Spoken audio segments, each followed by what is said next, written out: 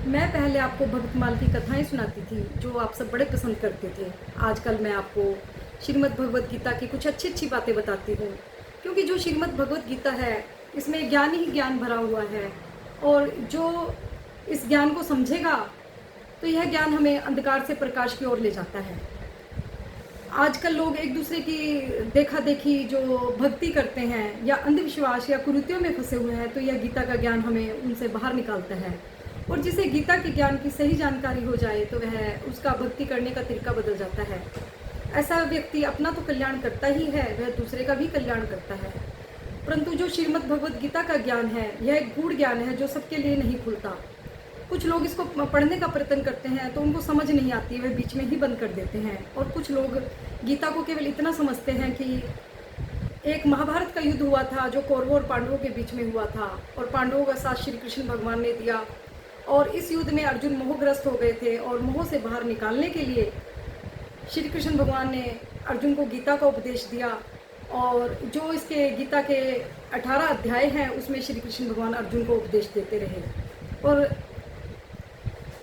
इसी महाभारत के युद्ध में श्री कृष्ण भगवान ने अर्जुन को अपना विराट रूप दिखाया। अधिकतर लोग सिर्फ श्रीमद् भगवद गीता को इतना ही जान सके हैं।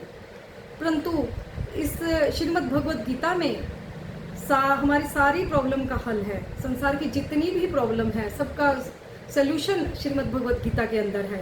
हमारी ऐसी कोई समस्या नहीं, ऐसी कोई बात नहीं जिसका जवाब श्रीमद् भगवद गीता के अंदर ना हो। परंतु इसका जो ज्ञान है वह गूढ़ ज्ञान है, वह ढका हुआ है।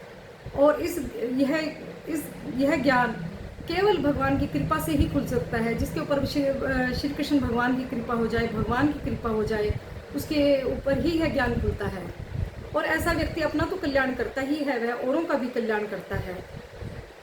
जिसको गीता का सही ज्ञान हो जाए उसका भक्ति करने का तरीका बदल जाता है। जो हम बाबाओं के चक्कर में पड़ते हैं अपनी समस्याओं के लिए, तांत्रिकों के चक्करों में पड़ते हैं, तो श्रीमद् भगवद गीता के ज्ञान के द्वारा हम हर समस्या से बाहर निकल जाते हैं। फिर हमें किसी ढोंगी बाबा या तांत्रिकों के चक्करों में पड़ने की ज़रूरत नहीं है। यह क्योंकि श्रीमद् भगवद गीता कर्म के ऊपर आधारित है।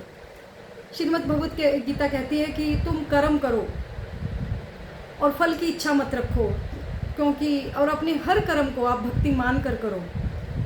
जब आप फल की इच्छा नहीं रखेंगे और भक्ति मानकर अपना कर्म करेंगे तो उसका फल भी अच्छा ही होगा। तो आप यदि किसी भी आडंबर से या कुरीतियों से या दिखावे की भक्ति से बचना चाहते हैं तो श्रीमद् भगवद गीता से जुड़े रहिए।